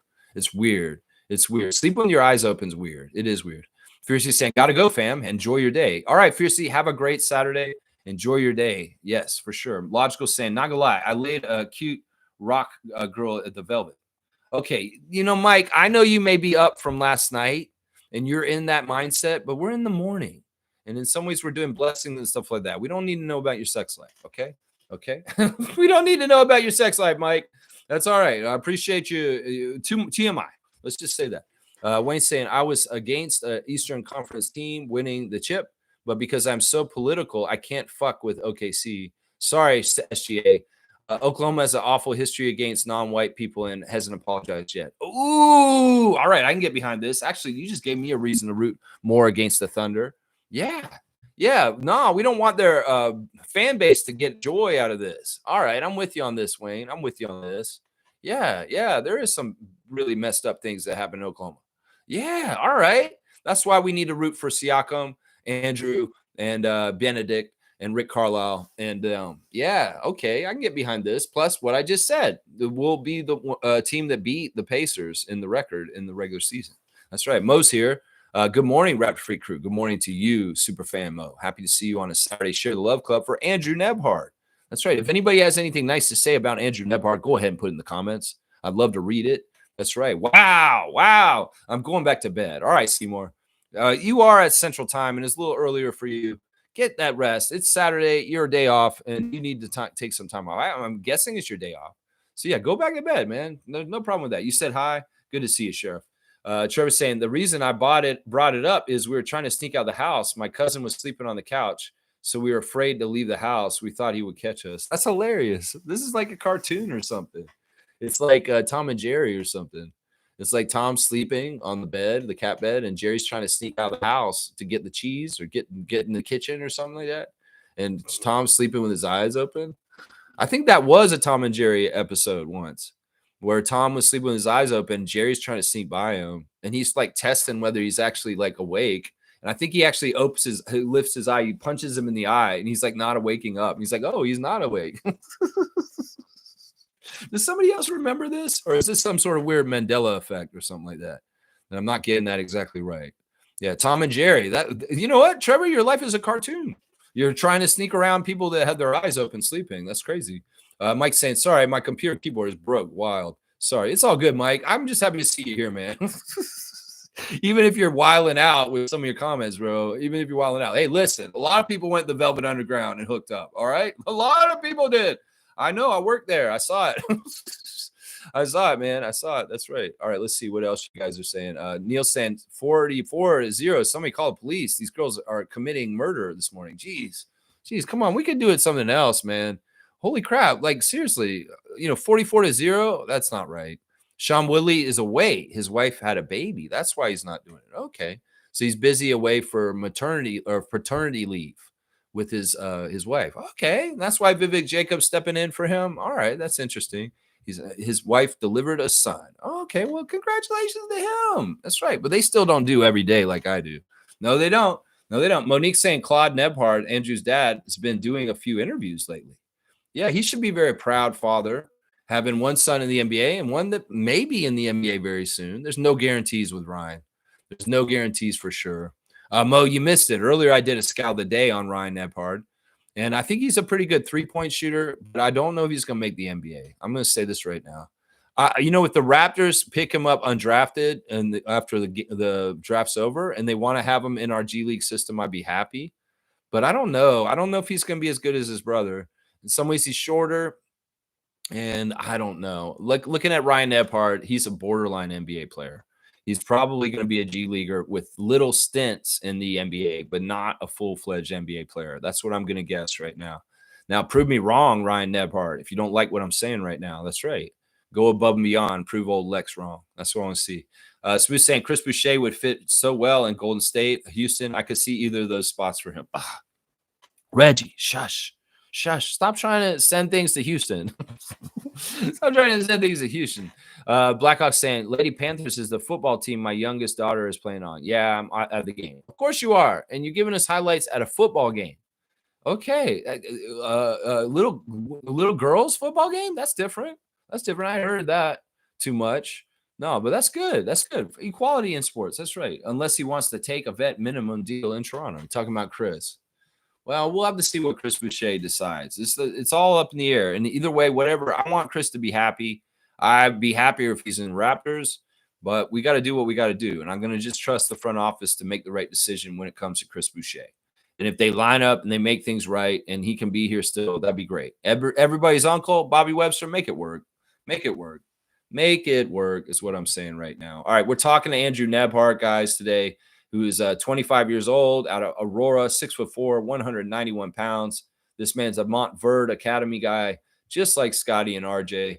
And, well, you know what? He's had a fantastic career already. He's only been in the NBA. This is his third season, and he's in the NBA Finals right now. So, yeah, Andrew, you keep going, man. The future's bright. You're showing a grittiness, a tenacity, a knowledge of playing the basketball game, not only in the NBA, but in FIBA levels for Team Canada. I'm excited about the potential for you in the years to come as a leader on the Team Canada team standing next to Shai Gilgeous-Alexander. That's right. I'm all about that. Yeah. Let's see. Mike's saying the Clippers and Kings want Boucher and Shed. Well, a lot of people probably want Shed for sure. A lot of people probably want Shed at this point, seeing what he was like. All right, let me see what else is on my tabs real quick. We got to go to Raptors Reddit reactions. And the 2025 NBA draft predictor most likely pick for each team. Let's see what Hoops Hype is saying here.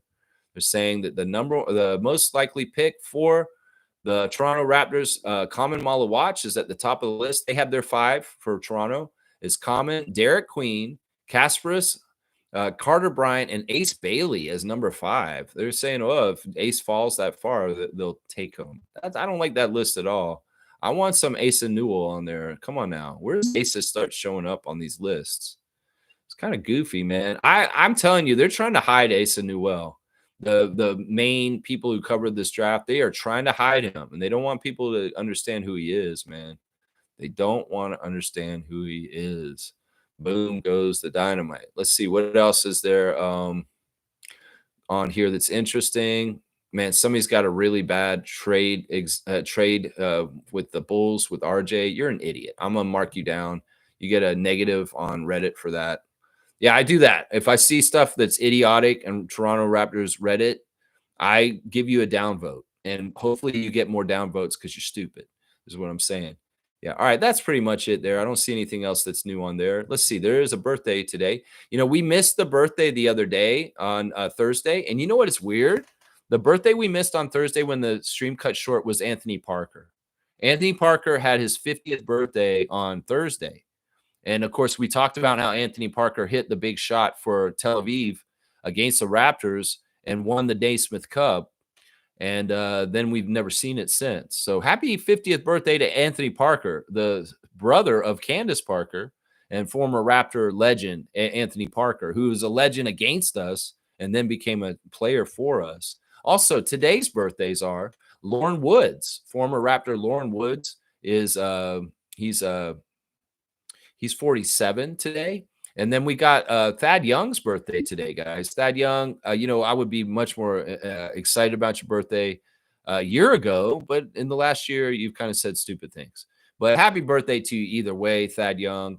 He is 37 today, 37 years old today, Thad Young, Thaddeus. Yeah, so there's your birthdays for today. Thad Young and Lauren Woods are the two birthdays for today. Yeah, let's see. We got to do the classic card. See what else you guys are saying in here, man. James is saying Nembhard's the best 3-and-D point guard. Andrew's the best 3-and-D point guard. I don't know if that's true. The thing is, the D's good. Yeah, I think the D is good, but the 3's not exactly there totally with him yet. I think he needs to be more consistent with his offense because he's honestly, this is the first year he's averaged double digits. He got 10 points a game this season for Indiana. And the other thing about Andrew Nembhard is that he got promoted to the starting lineup. He wasn't starting. He was the backup point guard for his first 2 years. And this year he rose to becoming a starter next to Halliburton. And that helped him. But he's still got his offense has a lot of work still. Andrew Nembhard's going to get better on offense. The thing is, I think he's better on Canada in some ways than on the Pacers. Like we've seen him have huge games internationally for Team Canada in the FIBA World Cup and also a bit last year in Paris. So it's weird because I want to see him step up and get like a 25 to 30 point game. But he doesn't really do that very often for the Pacers. It's mostly Halliburton and Siakam doing that.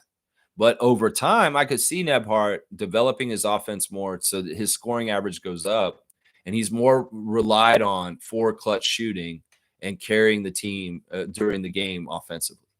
In some ways right now, he has the luxury of playing very much focused on his defensive stuff, especially on SGA in this series. And that is a luxury. But at some point in his career, Andrew Nembhard is going to be demanded on to score more and more for the Pacers. And he's shown it on the Team Canada stuff. Like I said, he's been the leading scorer for Team Canada in a couple of our games in competitions with RJ and SGA on the court with him. And that's special. That's special right there. That says a lot. Mike's saying if Ace is trying to drop to Toronto, I understand. The Raps build stars. I don't know what Ace is trying to do. Either way, he's going about it the wrong way. And he's really hurting himself. And he doesn't even understand it. Mo's saying, I've been around the stream. It's when you closed, just busy. Sorry, I can't always limit your stream.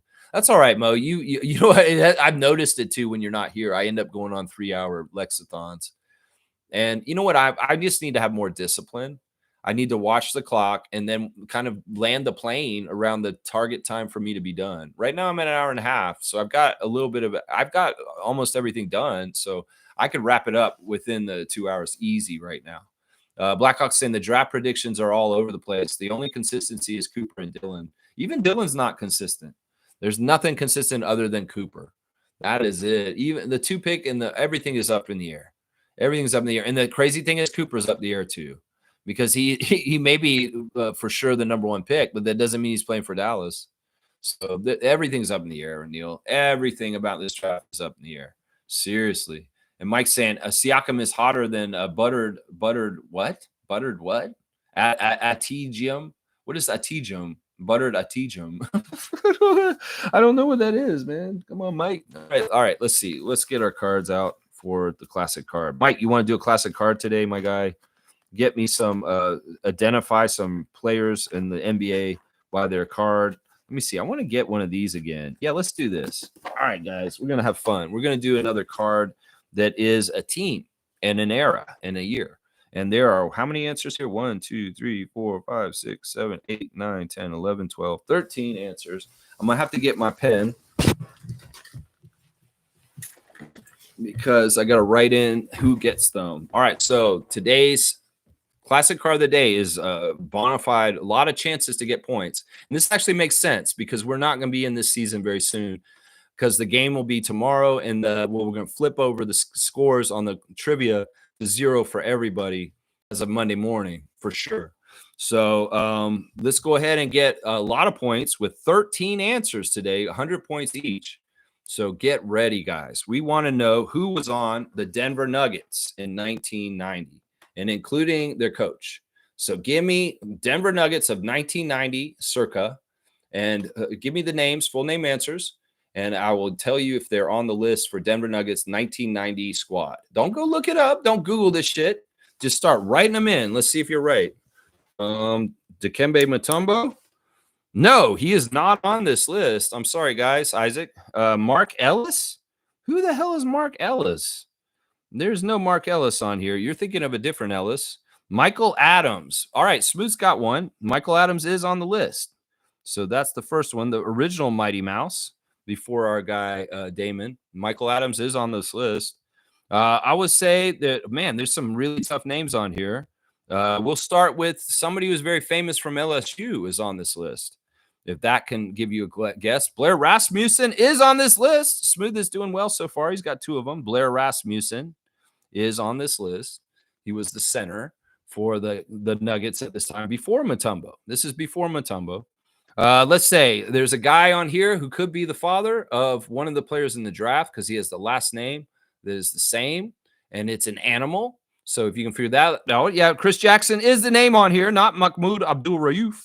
It's good that you said his original name from LSU, Mahmoud Abdul-Rauf, otherwise known as the great college scorer Chris Jackson, who played for LSU Tigers in the 80s. And that's right. He is on here. Chris Jackson is on here. Smooth is getting all the points so far.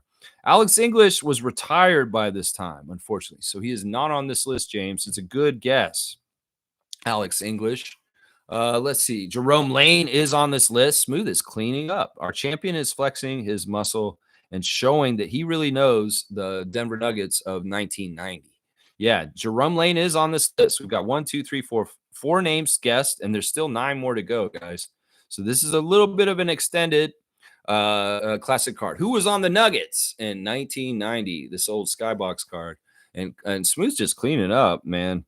Let's see. There was a guy on this list that was a very important star on the Phoenix Suns before he came to this team. Yeah. Orlando Woolridge is on this list. Smooth is just keep going, Smooth. You know it. Orlando Woolridge is on this list. There's a guy who is a coach for the Spurs and also a very important player for the Spurs who was on this team at this time also. That played for the Spurs and coached the Spurs at another point. Who is that player that would have been on the Nuggets in 1990? He's somebody that was in the Spurs playoff teams. It was very well. The internet is going wild. What's going on the internet? What is the internet's always going wild? What is different now? And the guy that I was saying he could be the father of one of the guys in the draft because his last name is an animal. Think about that. They could also be related to the creator of Law and Order. How about that? That's a good clue right there. Yeah, that's a good clue right there. Let's just say that the San Antonio coach that played, he's kind of known for rank in the Army. Not an admiral, though. Not an admiral, but a different rank in the Army was what his nickname was. So if you can figure that out. Yeah, we're trying to figure out 1990s Denver Nuggets on the roster. We got 13 names on here, and Smooth is dominating. He's got 1, 2, 3, 4, 5 of them already. And there's still 8 more names on here. So come on, y'all. Who were your Nuggets in 1990? Way before Nikola and Carmelo. Who were the Nuggets then? One of them was playing for the Phoenix Suns, and he was on the Suns around when they had the drug scandals. His first name is the same as the actor Mathau. That's right. Neil's saying this one girl must be the reincarnation of Pinball Clemens. Okay, your sideline reporting at a football game is kind of non sequitur and not totally right here. Yeah, okay, we get the scores run up. In some ways, this is not young girls football freak. I'm sorry, this is not young girls football freak. And we're doing the classic card, Neil. Why don't you guess some Denver Nuggets in 1990 real quick? Let's see. Another one is got the same first name as the lead singer of Living Color on this list. If you know the lead singer of the band Living Color, his first name, you can figure out one of the first names of the names on this list. There's also a guy on here who has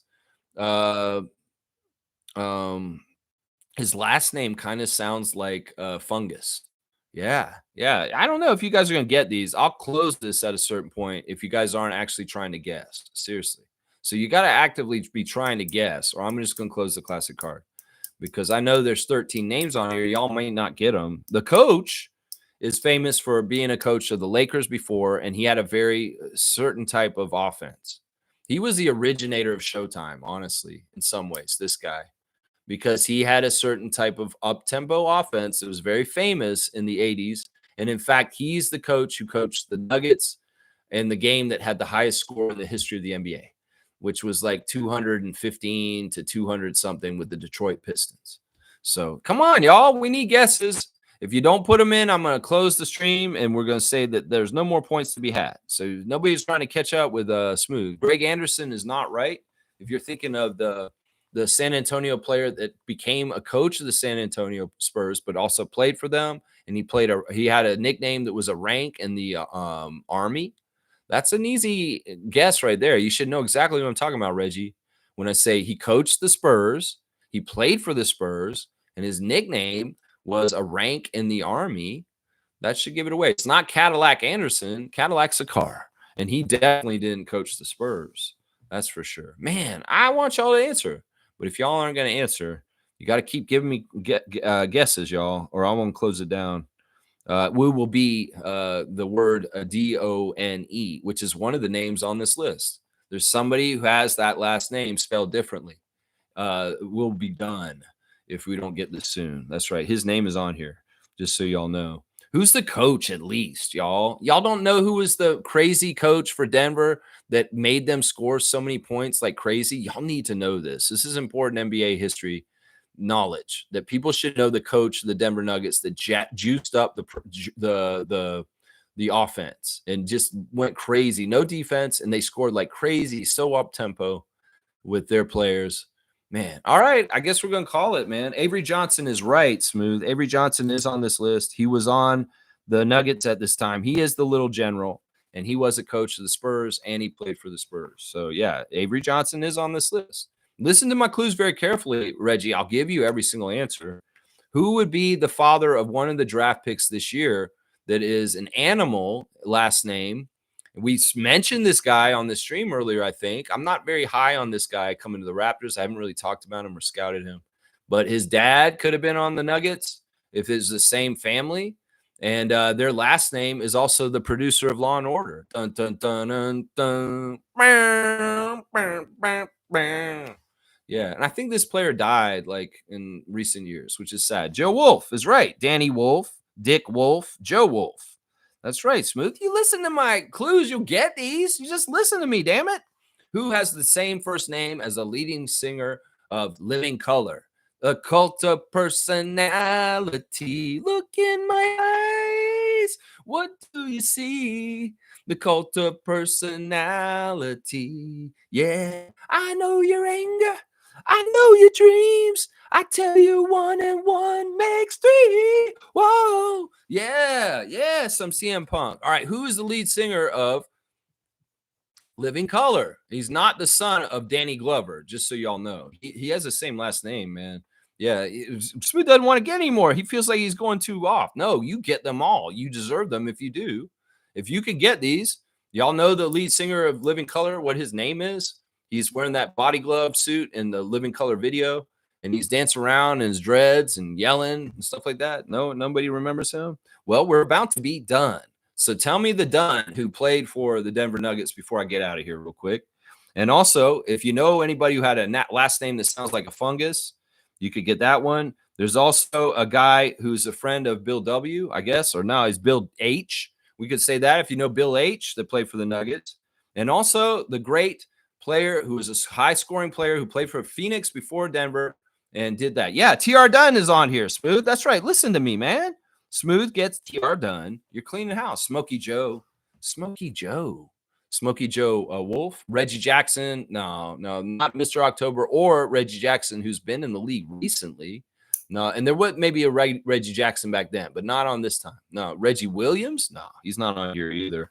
1, 2, 3, 4. You only have 4 more answers. I want to see if you can do it. Seriously, Smooth. In some ways, this is your gauntlet to earn your name on that trophy. The final test is to get the rest of these Nuggets on this list. You've gotten Blair Rasmussen.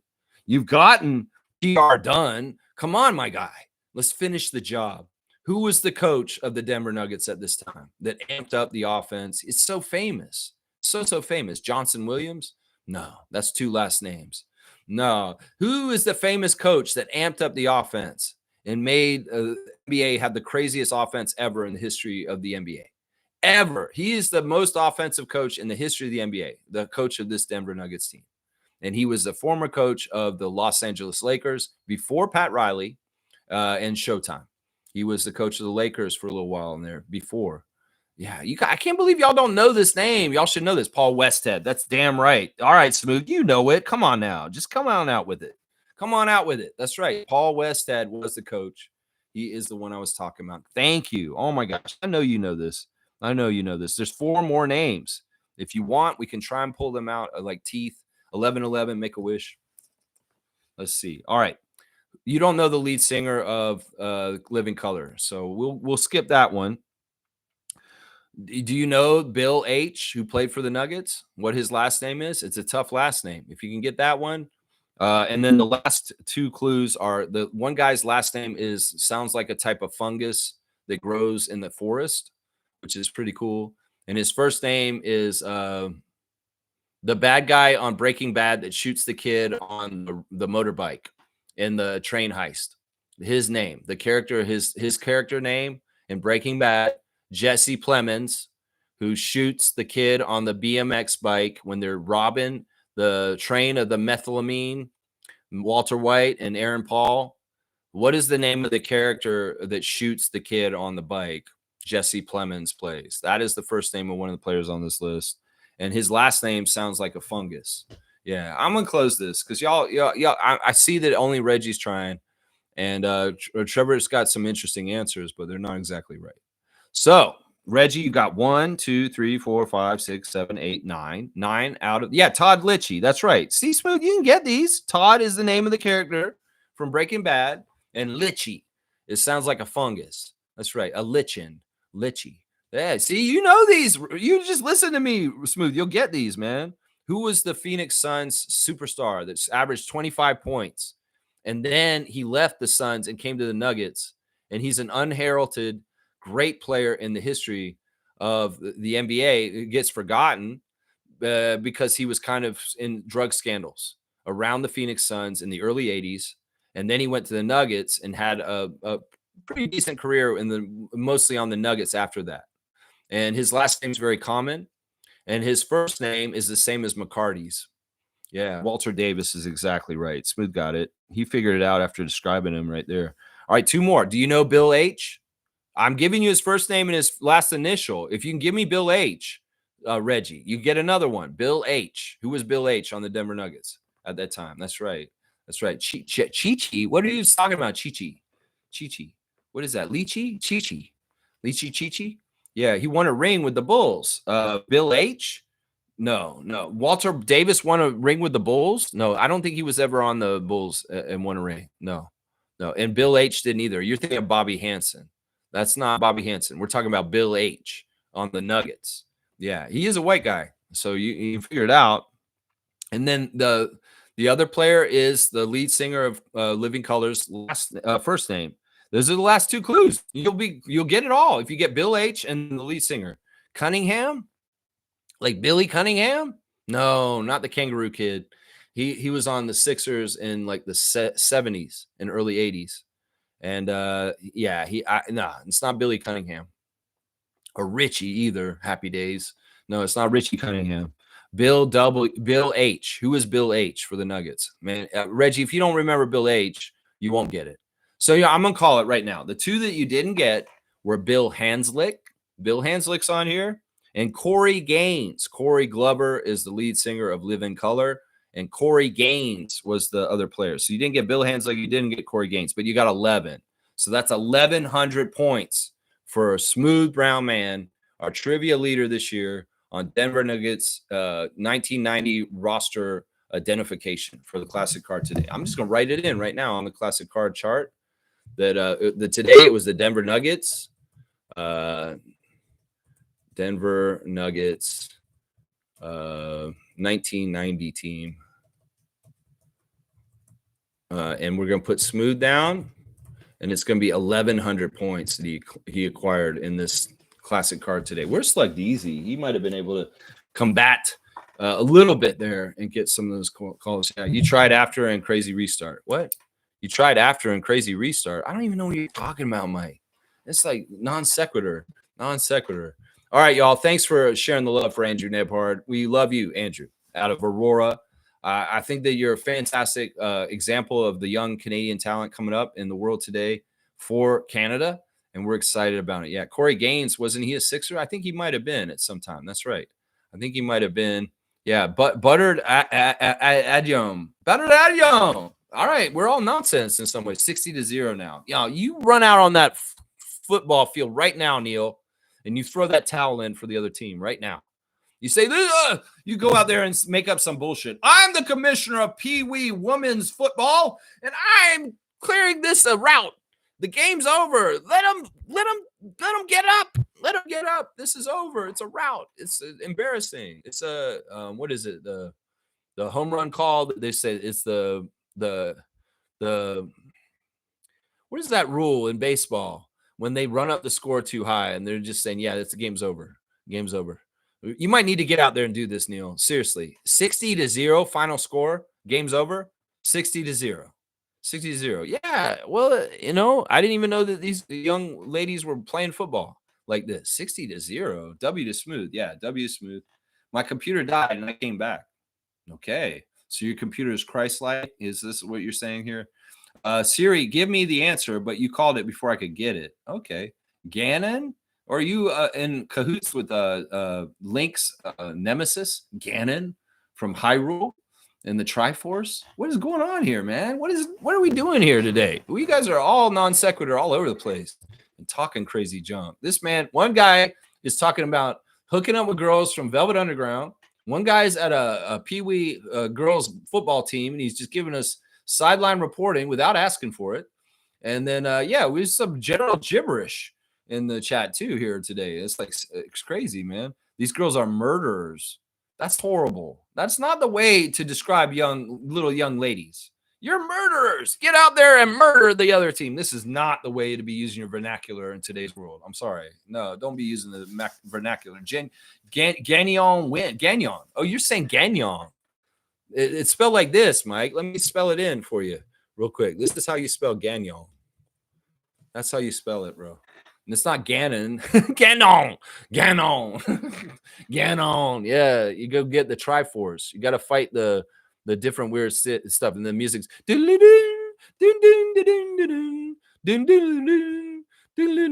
yeah, Zelda is the not the character. Link is the character. Zelda is the person that you're trying to help.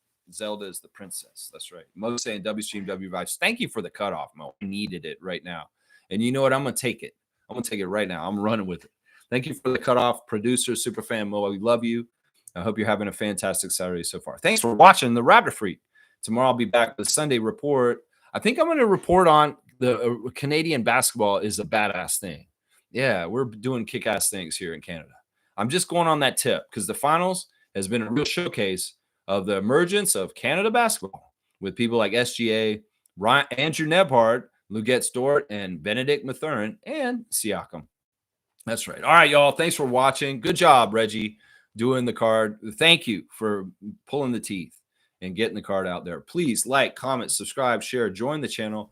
I'll be here every morning at 9:30, and you can hear me talk and say the crazy things I say and the fun things we say and the things about the Raptors and all that kind of stuff. Yeah, Isaac, thank you for the Maple Leafs.